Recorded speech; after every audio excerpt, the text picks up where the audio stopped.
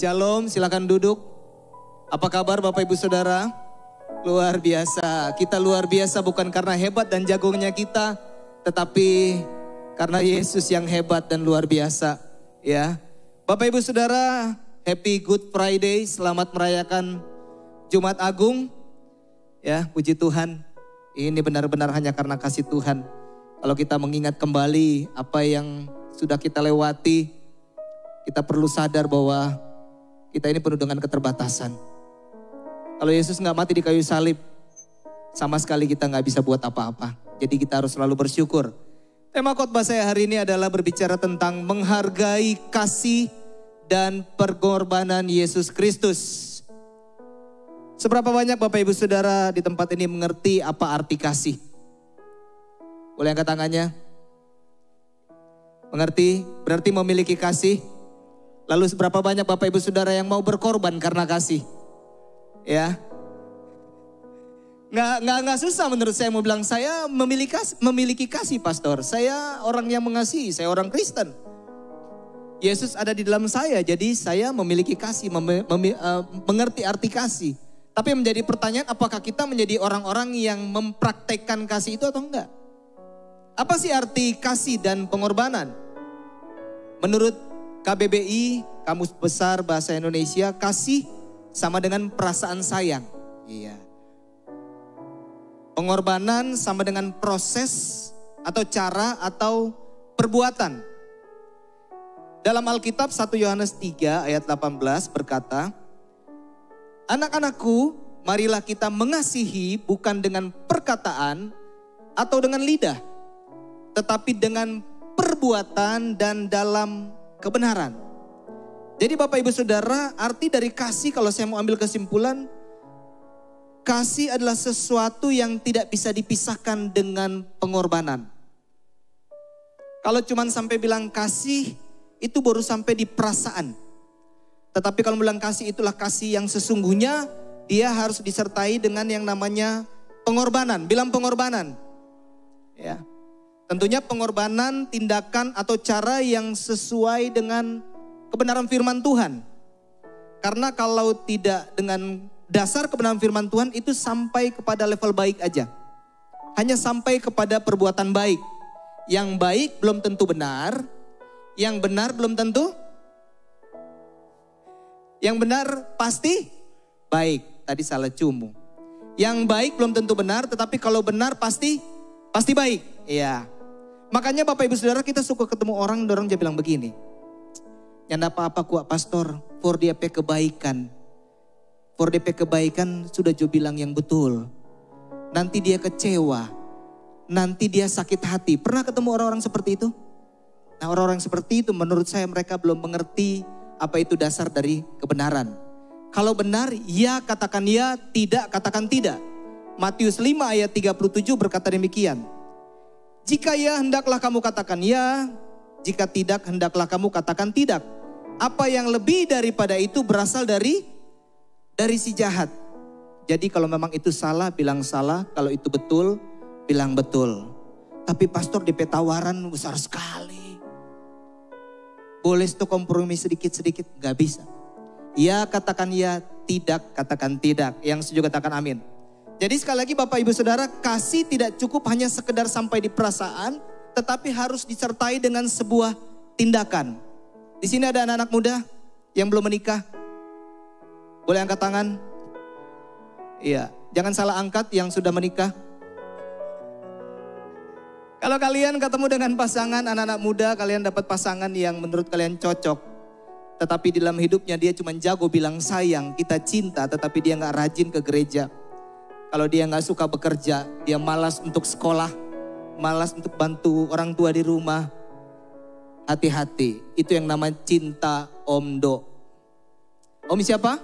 Omdo, cinta omong doang, cuman jago ngomong kasih, bilang cinta, bilang sayang, tetapi prakteknya gak ada. Ya. Bapak Ibu Saudara mengasihi pasangan Bapak Ibu Saudara, jangan lupa kasih naik tuh gaji atau uang belanja. Tuh yang suaranya ketawa paling kuat ibu-ibu. Ada yang sedikit menjeling begini, mari kita nih mau bilang siapa DP orang dia DP suami kok gini. Gak, ini joke aja supaya jangan terlalu tegang. Jadi pastikan Bapak Ibu Saudara, orang jangan cuma sekedar jago bilang kasih, bilang cinta tetapi gak mau dipraktekin. Aduh kasihan pastor. Itu ibu itu kok ada kena COVID. Kok kena suami dan istri dan anak-anak. Oh iya?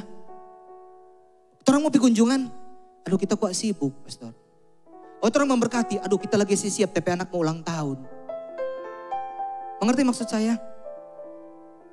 Aduh Pak Edi semua ulang tahun. Aduh puji Tuhan Kang. Wah perhatian sekali. Tapi kadonya gak nyampe-nyampe. Itu kan baru sampai di perasaan. Pastikan kita bilang kita memperhatikan orang lain harus disertai dengan tindakan.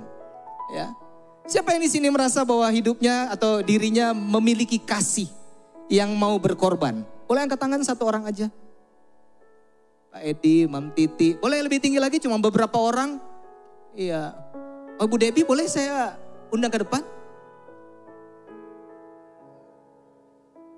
Boleh? Oke. Oh belum? Oh enggak apa-apa. Boleh angkat yang lain?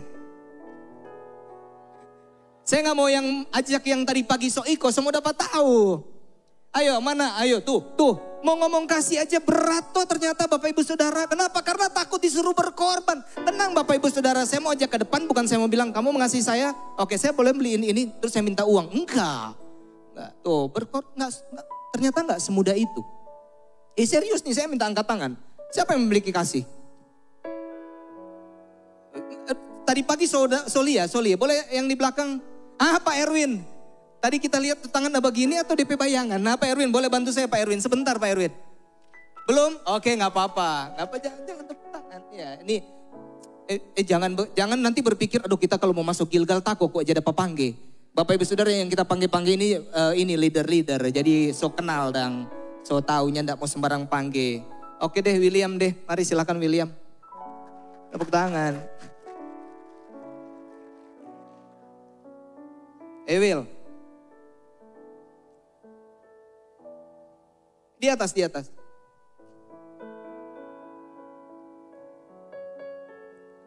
Kamu punya kasih? Oh, kamu punya kasih. Mengerti kasih. Biasa mempraktekkan kasih. Seperti apa? 2 contoh. Memberi dan mendoakan. 2 hal itu. Kalau misalnya kamu diperhadapkan dengan sebuah kasus, sebuah keadaan yang mengharuskan kamu kasihnya itu, kamu harus mengorbankan sesuatu yang paling berharga. Apa sih yang paling berharga Bapak Ibu Saudara? Apa yang paling berharga? Nyawa. Bukan otot Bapak Ibu Saudara. Nyawa.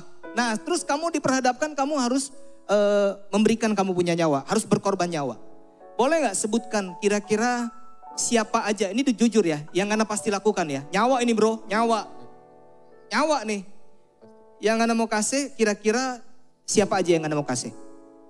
Nyawa, kalau Anda mau berkorban. Mama, istri, adik. Calon istri maksudnya. Calon istri. Karena semua menikah. Calon istri, sodekat. Mama, calon istri, adik. Cuma 3 itu? Iya Kak. Kenapa cuma 3 dong? Baru mampu begitu. Cuma 3 Bapak Ibu Saudara. Kong bagaimana yang Tuhan bilang kita harus mengasihi sesama kita. Kita harus mengasihi orang lain seperti mengasihi diri sendiri. Berarti kalau kamu menjaga nyawa kamu, nyawa orang lain juga kamu harus jaga kan? Oh, cuma 3. Berarti kasihnya terbatas nggak? Terbatas Bapak Ibu Saudara. Apa yang kita bisa pelajari? Kita punya kasih. Kita mengerti kasih. Kita mau berkorban. Semua mau berkorban sama dengan William. Saya juga tentu kalau ditanya mereka yang akan saya jawab. Istri, anak, suami, orang tua. Kenapa yang lainnya enggak? Karena saya terbatas. Kita terbatas. Tetapi ada satu pribadi Bapak Ibu Saudara. Yang kasihnya tidak terbatas. Boleh duduk? Ada satu pribadi yang kasihnya tidak terbatas. Yang menyebabkan Bapak Ibu Saudara ada di tempat ini hari ini. Dia yang rela mati di kayu salib. Bukan keadaan kita sudah bertobat atau karena keadaan kita baik tetapi dia mati di kayu salib di saat kita sedang berdosa. Kalau kita mau mengasihi orang yang kita dekat, nggak mudah. Untuk berkorban nggak mudah. Tapi kalau kita mau belajar mengasihi dan berkorban kepada mereka yang utangnya nggak bayar-bayar, yang mengecewakan kita. Gampang nggak? Nggak gampang. Susah. Kalau ada yang gampang nanti ketemu saya. Bantuin saya maksudnya nanti kita ngobrol. Tapi Bapak Ibu Saudara, kalau kita mau mengerti kenapa kita merayakan Jumat Agung hari ini.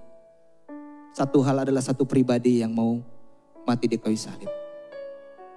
Pengertian ini gak boleh cuma sekedar pemahaman di luar kepala. Bukan cuma sekedar kita datang beribadah dan dengar apa kata pendeta.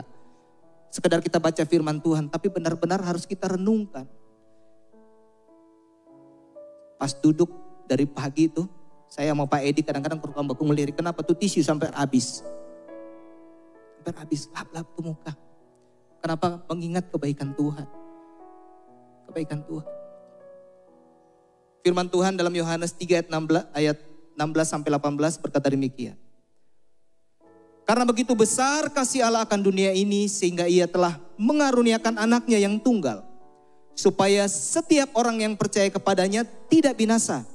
Melainkan beroleh hidup yang kekal. Sebab Allah mengutus anaknya ke dalam dunia bukan untuk menghakimi dia melainkan untuk menyelamatkannya oleh dia. Barang siapa percaya kepadanya ia tidak akan dihukum. Barang siapa tidak percaya ia telah berada di bawah hukuman sebab ia tidak percaya dalam nama anak tunggal Allah. Karena besar kasihnya Bapak Ibu Saudara. Dia mengorbankan anaknya yang tunggal. Cuman satu. Dikatakan anak yang dikasihi. Roma 5 ayat 8 berkata demikian. Akan tetapi Allah menunjukkan kasihnya kepada kita. Oleh karena Kristus telah mati untuk kita ketika kita masih berdosa. Boleh pasang videonya tolong.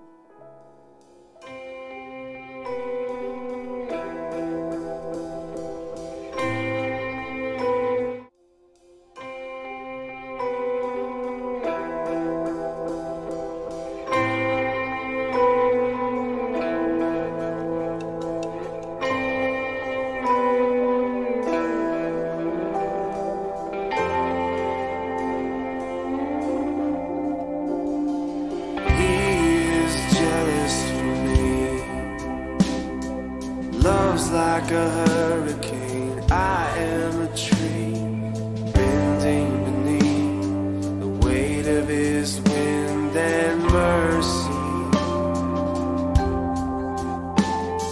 When all of a sudden I am unaware of these afflictions eclipsed by glory, realize just how beautiful you are and how great your affections are for me.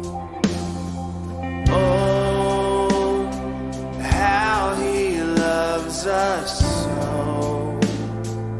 Oh, how he loves us. How he loves us so.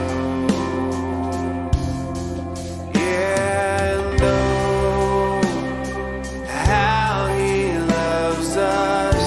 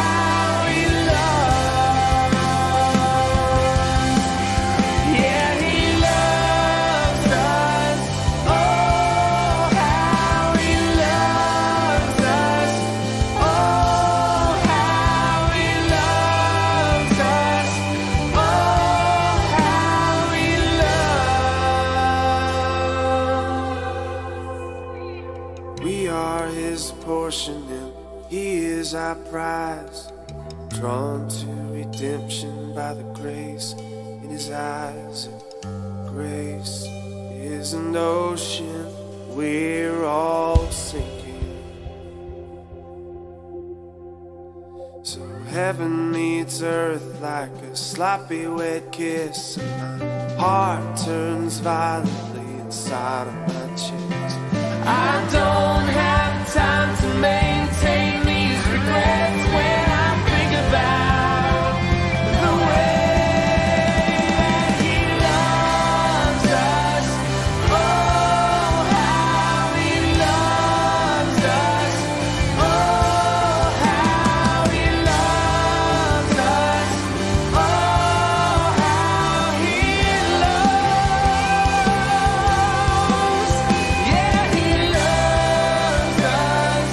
Oh, how he loves us. Oh, how he loves us. Oh, how he loves. Yeah.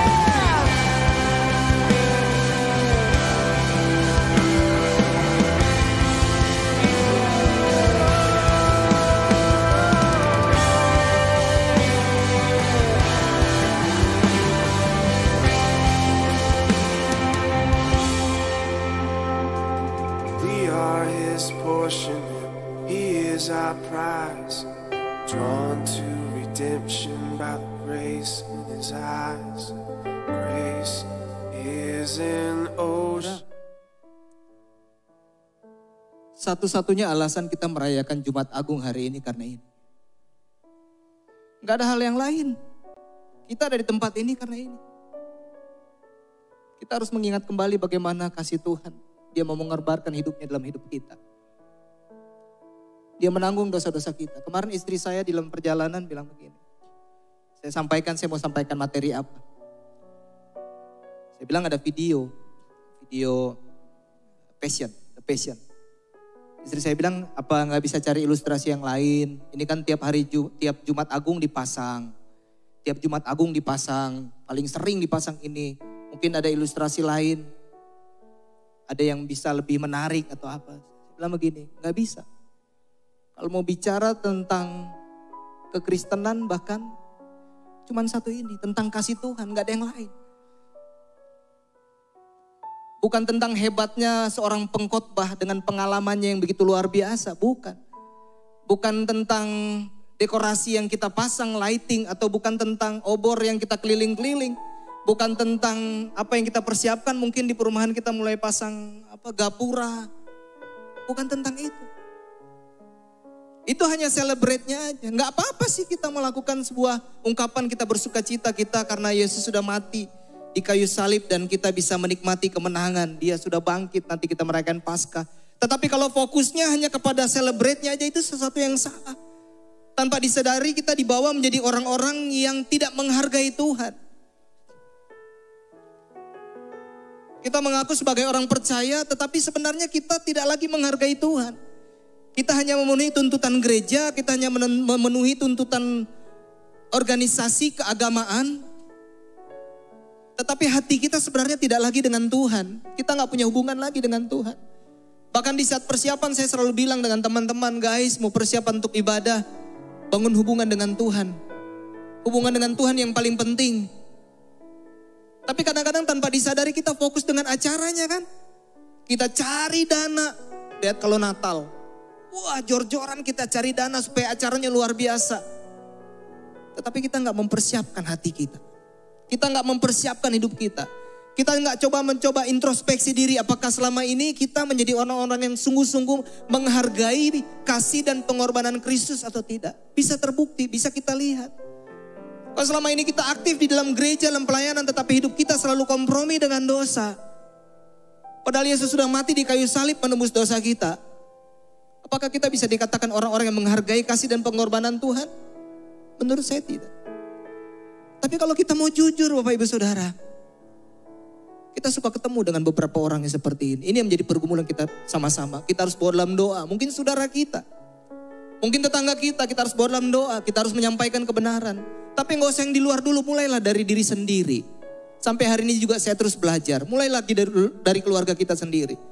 Bagaimana kita menunjukkan kasih dan pengorbanan Kristus itu sesuatu yang berharga di dalam kehidupan kita. Lewat kehidupan kita. Kita gak perlu bangga dengan apa yang bisa kita lakukan di gereja. Kalau kita tidak disertai dengan kehidupan yang benar-benar mempraktekkan sesuatu yang itu sebagai bentuk menghargai Kristus dan pengorbanannya. Mengapa sih kita harus menghargai kasih pengorbanan Kristus? Dalam Roma 3 ayat 23 jelas dikatakan bahwa semua orang telah berbuat dosa dan telah kehilangan kemuliaan Allah. Jadi awal mulanya manusia telah berdosa, kehilangan kemuliaan Allah. Dan dosa itu membuat kita rusak. Setiap aspek kehidupan kita itu rusak. Dosa telah memperbudak kita sedemikian rupa sehingga kita tidak bisa lagi berbuat benar di hadapan Allah. Dosa membuat kita terpisah dengan Tuhan. Kalau kita terpisah dengan Tuhan, gak heran kita gak bisa menikmati janji-janji Tuhan. Kata terpisah dengan Tuhan tidak bisa diibaratkan dengan lalu kita berkata, lu saya setiap hari Minggu ke gereja pastor. Saya rajin doa Jumat, saya datang kegiatan-kegiatan begitu rutin. Tidak. Karena kegiatan-kegiatan rohani kita tidak bisa menjadi alasan yang tepat untuk mengatakan bahwa kita menghargai Tuhan. Kita tidak terpisah. Buat apa kita rajin ke gereja tetapi kita gak punya hubungan intim dengan Tuhan? Yang setuju katakan amin. Itu dosa. Hidup kita jadi bermasalah. Jadi masalah yang kita hadapi hari-hari ini bukan karena papa mantu kita, bukan karena mama mantu kita, bukan karena ipar kita, bukan karena kakak kita, bukan karena pendeta kita, bukan karena gereja kita, tetapi dosa yang membuat kita hidup kita penuh dengan masalah. Jadi gak usah marah-marah sama orang tua mantu, papa mantu, mama mantu, gak usah marah-marah, sama ipar gak usah marah-marah. Yang setuju katakan amin. Karena dosa yang menyebabkan.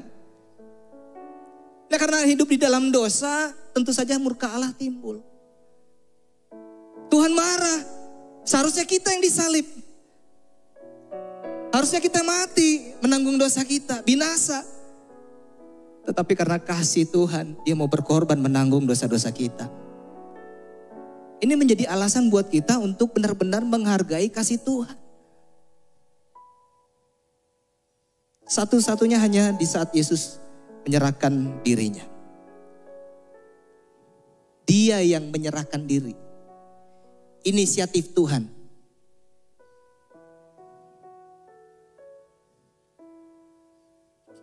Ada 3 dampak Bapak Ibu Saudara di saat Yesus mati di kayu salib. Yang kita bisa alami. Yang menjadi alasan juga kenapa kita harus menghargai Tuhan. Menghargai kasih dan pengorbanannya. Yang pertama adalah di saat Yesus mati di kayu salib, saya dan saudara mengalami yang namanya pembenaran. Katakan pembenaran. Roma 3 ayat 10 berkata demikian. Tidak ada yang benar, seorang pun tidak. Gak ada yang benar, seorang pun tidak. Termasuk Pak Pendeta Stephen, Pastor Stephen, Pak Edi, Gembala, semuanya gak ada yang benar. Makanya jangan mengandalkan manusia. Jangan mengandalkan manusia. Kita cuma bisa mengandalkan Tuhan karena hanya Dia yang benar. Tapi Yesus mati di kayu salib supaya apa? Supaya kita jadi benar. Kita dibenarkan Bapak Ibu Saudara. Lewat kematian Yesus di kayu salib. Ia mengirim putranya, satu-satunya yang tunggal, sesuatu yang paling berharga. Coba bayangkan Bapak Ibu Saudara, sesuatu yang paling berharga mau dikasih sama orang. Dan sepertinya menurut kita gak layak. Masa sih pastor? Dia bohongin saya gak baru sekali 2 kali. Dia tipu saya gak sekali 2 kali. Lalu saya harus kasih sesuatu yang berharga kepada dia. Cuman supaya dia bisa keluar dari masalah.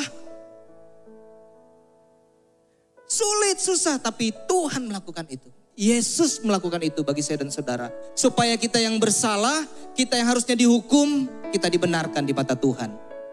Lewat kayu salib. Lalu apakah kita gak mau menghargai kasih dan pengorbanan Tuhan? Lalu kita hanya sibuk datang ke gereja, kelihatan sepertinya. Saya minta maaf, bukan saya coba memojokkan orang-orang ke gereja. Tapi saya mau ajak Bapak Ibu Saudara untuk lebih dalam lagi bahwa kita jangan sampai hanya sibuk ke gereja tetapi hati kita tidak melekat kepada Tuhan. Kehidupan kita gak mengalami perubahan. Pastor sudah sempurna? Enggak Bapak Ibu Saudara, sampai hari ini saya masih dibentuk. Diproses. Tapi saya selalu berusaha karena apa? Karena saya tahu sudah dibenarkan oleh Tuhan lewat kayu salib.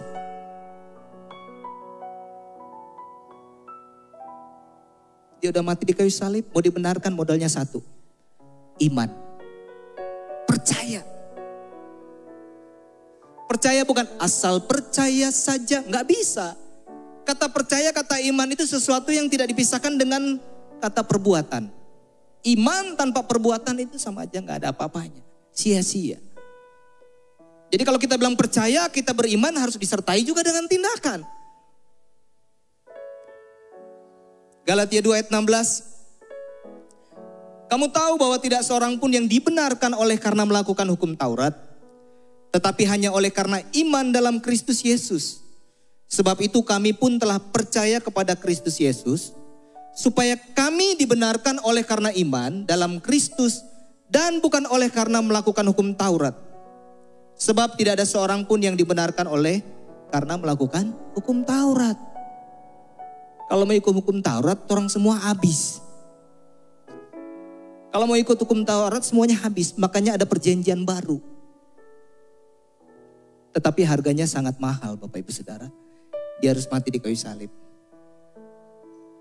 Dibutuhkan iman. Lihat kiri kanan bilang, iman. Percaya. Yang kedua, apa yang bisa kita alami? Dampaknya apa dari kematian Yesus di kayu salib? Kasih dan pengorbanan. Yang kedua adalah saya dan saudara akan mengalami yang namanya penebusan. Bilang penebusan. Dari pertama kali Om Adam jatuh di dalam dosa, kita itu udah langsung tergadai oleh dosa. Kita itu jadi hamba dosa, Bapak Ibu Saudara. Karena hamba, tentunya hamba melakukan apa yang Tuhan lakukan. Tuannya siapa? Iblis. Karena hamba kita lakukan apa yang iblis perintahkan dalam kehidupan kita. Kita melakukan yang namanya dosa. Dosa. Gak heran, so tergadai. Ya kalau so gadai barang itu kan harus ditebus. Kalau gak ditebus itu bunganya semakin banyak, Bapak Ibu Saudara. Bapak Ibu Saudara pernah gade barang di Pegadaian, terus gak ditebus-tebus. Ujung-ujungnya Bapak Ibu Saudara semakin banyak ditagi, gak bayar-bayar, akhirnya semakin besar, semakin banyak, ujung-ujungnya dilelang. Hati-hati Bapak Ibu Saudara. Jangan sampai itu orang dilelang. Tapi Yesus itu luar biasa. Dia mati di kayu salib untuk menebus saya dan saudara. Gak apa-apa cuma 3 orang yang tepuk tangan.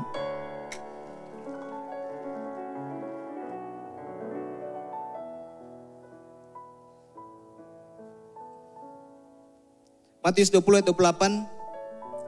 Sama seperti anak manusia datang bukan untuk dilayani, melainkan untuk melayani. Dan untuk memberikan nyawanya menjadi tebusan bagi banyak orang. Banyak orang yang berdosa. Bukan banyak orang cuma papa dan mama. Tapi semua orang berdosa. Itu kasih yang luar biasa Bapak Ibu Saudara. Roma 6 ayat 17 sampai 18. Tetapi syukurlah kepada Allah, dahulu memang kamu hamba dosa, tetapi sekarang kamu dengan segenap hati telah mentaati pengajaran yang telah diteruskan kepadamu seperti ini sedang disampaikan dan diteruskan Bapak Ibu Saudara. Kamu telah dimerdekakan dari dosa dan menjadi hamba kebenaran. Yang ketiga, apa yang kita bisa alami, apa dampak dari kasih dan pengorbanan Kristus? Kita akan mengalami yang namanya pendamaian. Katakan pendamaian. Pernah melihat orang yang sepertinya punya segala sesuatu, dia punya mobil berapa, auto berapa, suami berapa, maksudnya suami ganteng, istri cantik, semuanya oke. Tapi kehidupannya kelihatan gak ada damai. Masalahnya apa? Karena belum beres hubungan dengan Tuhan. Belum ada pendamaian. Masih terikat dengan dosa Bapak Ibu Saudara. Orang yang gak punya damai, kemana-mana gak mungkin membawa damai. Meskipun dibilang selalu setiap ketemu shalom, salam damai. Gak bisa. Meskipun rumah makannya kata rumah makan damai sejahtera. Gak bisa memberi damai. Selama manusia gak punya hubungan intim dengan Tuhan. Gak diperdamaikan dengan Tuhan. Saya percaya dia akan menjadi biang. Gak heran dalam perkumpulan selalu bikin masalah. Selalu timbul yang namanya pemberontakan. Selalu yang keluar dari pikiran dengan mulut itu hal-hal yang negatif. Kenapa nggak ada damai? Yang setuju katakan amin. Nggak ada di sini Bapak Ibu Saudara. Ada di luar sana. Puji Tuhan. Kita sama-sama belajar. Lewat pengorbanan Yesus kita didamaikan dengan Tuhan. Roma 5 ayat 10 sampai 11. Sebab jikalau kita ketika masih seteru diperdamaikan dengan Allah, oleh kematian anaknya lebih-lebih kita yang sekarang telah diperdamaikan, pasti akan diselamatkan oleh hidupnya. Dan bukan hanya itu saja, kita malah bermegah, katakan bermegah. Wah, bermegah dalam Allah oleh Yesus Kristus Tuhan kita, sebab oleh Dia kita telah menerima pendamaian itu. Pendamaian itu gak bisa dilakukan oleh siapapun juga selain Tuhan Yesus. Berapa kali pun kita ke hamba Tuhan, ke pendeta, ke gereja. Kalau kita gak mau ada pendamaian dengan Tuhan secara pribadi, Tuhan gak mendamaikan kita, gak akan terjadi yang namanya pendamaian. Harus dimulai memang dari inisiatif Tuhan mati di kayu salib, sehingga pendamaian itu terjadi. Bukan saya bilang gak perlu ke pendeta atau hamba-hamba Tuhan, enggak. Kolose 1 ayat 21 sampai 22. Juga kamu yang dahulu hidup jauh dari Allah dan yang memusuhinya dalam hati dan pikiran seperti yang nyata dari perbuatanmu yang jahat. Sekarang diperdamaikannya di dalam tubuh jasmani Kristus oleh kematiannya, untuk menempatkan kamu kudus dan tak bercela dan tak bercacat di hadapannya. Kristus menanggung hukuman atas dosa kita melalui kematiannya. Dengan demikian Kristus telah mendamaikan kita dengan Allah. Saya minta tim PW untuk naik. Dan yang ketiga, maksud saya ada 3 hal ini Bapak Ibu Saudara yang menjadi alasan kenapa saya dan saudara harus menghargai kasih dan pengorbanan Kristus. Jangan main-main lagi Bapak Ibu Saudara. Waktunya sudah singkat. Hari-hari ini kita udah bisa lihat tanda-tanda akhir zaman. Sakit penyakit yang aneh-aneh, perang sudah di mana-mana, bencana alam ada di mana-mana. Bukankah ini tanda-tanda kita sudah di penghujung zaman? Sudah di akhir zaman Bapak Ibu Saudara. Lalu kita mau main lagi dengan kekristenan kita. Kita nggak tahu kapan Tuhan datang. Mari kita jangan menyia-nyiakan kasih dan pengorbanan Kristus. Lalu bagaimana kita sebagai orang percaya, sebagai bentuk menghargai kasih dan pengorbanan Yesus, bagaimana respon kita? Firman Tuhan lewat hambanya Paulus berkata dalam Filipi 2 ayat 12 sampai 16. Hai saudara-saudaraku yang kekasih, kamu senantiasa taat. Karena itu tetaplah kerjakan keselamatanmu dengan takut dan gentar. Bukan saja seperti waktu aku masih hadir. Karena Allah lah yang mengerjakan di dalam kamu baik kemauan maupun pekerjaan menurut kerelaannya. Lakukanlah segala sesuatu dengan tidak bersungut-sungut dan berbantah-bantahan sebagai anak-anak Allah yang tidak bercela-cela, tidak bercela. Di tengah-tengah angkatan yang bengkok hatinya dan yang sesat ini. Sehingga kamu bercahaya di antara mereka seperti bintang-bintang di dunia. Sambil berpegang pada firman kehidupan. Agar aku dapat bermegah pada hari Kristus bahwa aku tidak percuma berlomba dan tidak percuma bersusah-susah. Bapak Ibu Saudara, yang kita harus kerjakan sekarang, kita harus mengerjakan keselamatan kita. Emang bisa hilang? Bisa hilang Bapak Ibu Saudara. Bisa dihapus loh. Jangan berpikir sekali selamat tetap selamat Bapak Ibu Saudara.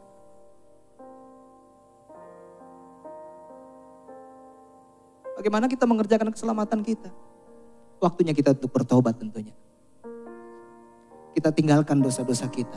Kapan waktunya? Sekarang.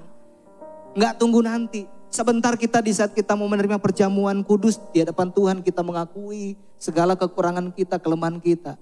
Dengan mengakui dosa Bapak Ibu Saudara, itu sama dengan kita sedang menghargai kasih dan pengorbanan Kristus. Tapi sekali lagi bukan cuma di mulut.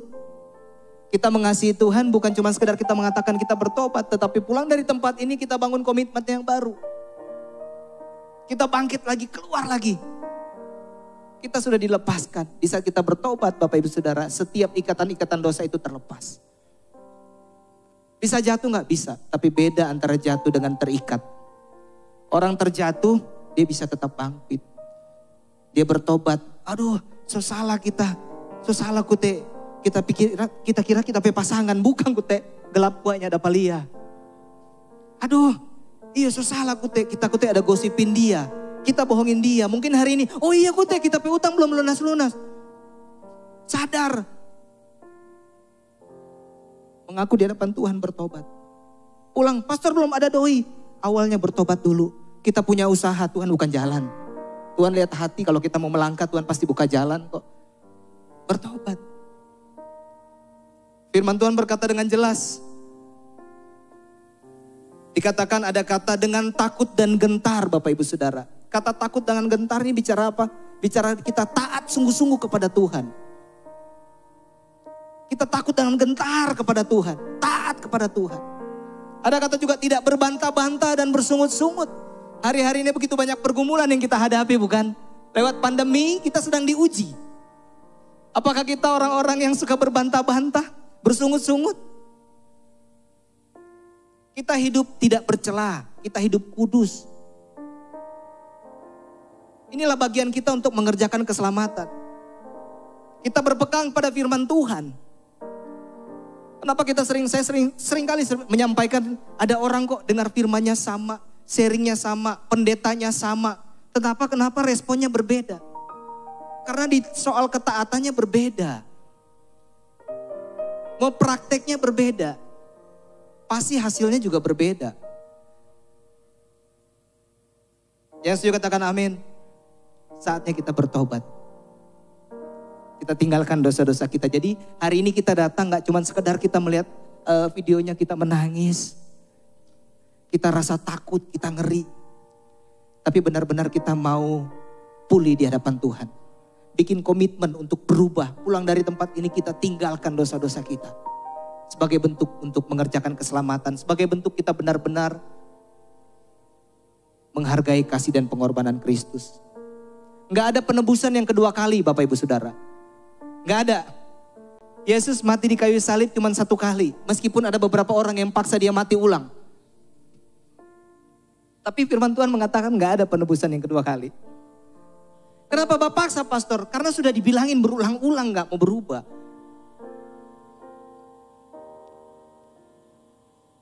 Ibrani 9 ayat 28. Saya ambil terjemahan bahasa Indonesia masa kini. Lebih mudah. Begitu juga Kristus satu kali saja dipersembahkan sebagai kurban untuk menghapus dosa banyak orang. Ia akan datang lagi pada kedua kalinya. Bukan untuk menyelesaikan persoalan dosa.